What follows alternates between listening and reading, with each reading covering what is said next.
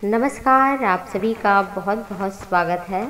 मनुष्य शरीर मिलता तो है, लेकिन लोग इसमें बहुत सारी आकांक्षाएं, कामनाएं रखते हैं, जैसे कि अच्छी नौकरी और धन संपत्ति। उन्हीं में एक है दाम्पत्य जीवन, वैवाहिक जीवन के पश्चात पुत्र की प्राप्ति का।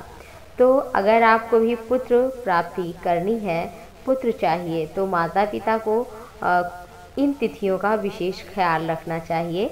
अगर इन तिथियों में गर्भाधान किया जाता है तो पुत्र की प्राप्ति होती है, ऐसा गरुड़ पुराण में कहा गया है।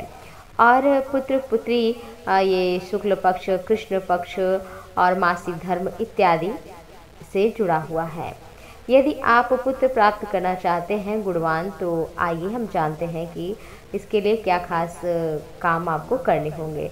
जैसे कि गर्भाधान से पूर्व, पुत्र पुत्री प्राप्त करने से पूर्व मन को शांत रखना चाहिए, विकारों को त्याग देना चाहिए प्रसन्न मन से, और उस जगह को पवित्र करना चाहिए और वहाँ इत्र पुष्प इत्यादि भगवान का ध्यान करते हुए ही ऐसा गर्भाधान जो किया जाता है, जिस स्वरूप का ध्यान करके वैसा ही पुत्र प्राप्त होता है। और उसकी ये रात्रियाँ विशेष हैं। जैसे चौथी रात्रि में अगर पुत्र आता है गर्भ में, तो ये अच्छा नहीं माना जाता, अल्पायु और दरिद्र होता है।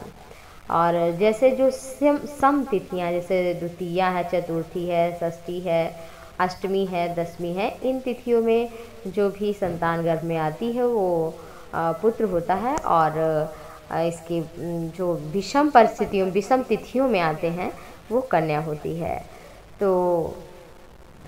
तो शास्त्रों के अनुसार इन विषम तिथियों का ध्यान रखना चाहिए। और ये जो तिथियां हैं, इनका भी विशेष ख्याल रखना चाहिए। सम तिथियां जो है, जैसे कि 2, 4, 6, 8, 10, और विषम तिथियों में कन्या होती है, जैसे कि 3 है, 7 है, 9 है, 11 है। और जैसे कि इन तिथियों का भी विशेष ख्याल रखना चाहिए। पूर्णिमा में, अमावस्या में इन तिथियों में गर्भाधान नहीं करना चाहिए। और चौथी रात्रि में गर्भ आता है तो पुत्र अल्पायु होता है, दरिद्र होता है। और अगर पांचवी रात्रि में, जैसे विषम परिस्थितियों में अगर आपने गर्भाधान किया, तो कन्या जो जन्म लेगी वो लड़की ही होगी और वो अच्छी नहीं होगी, आपको दुख देने वाली होगी।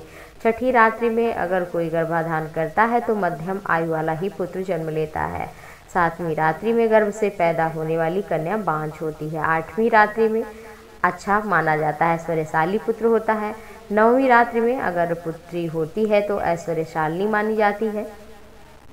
और 10वीं रात्रि में, क्योंकि ये तो समतिथि है, तो चतुर अच्छा सुंदर पुत्र होगा। 11वीं रात्रि में पुत्री होगी, विषम तिथि है तो अच्छी नहीं होगी, चरित्रहीन होगी। 12वीं रात्रि में यदि गर्भ होगा तो ये अच्छा पुत्र कहा जाता है, पुरुषोत्तम के समान होता है। 13वीं रात्रि में ये विषम तिथि है तो इसमें पुत्री जन्म लेगी, ये अच्छी नहीं होगी।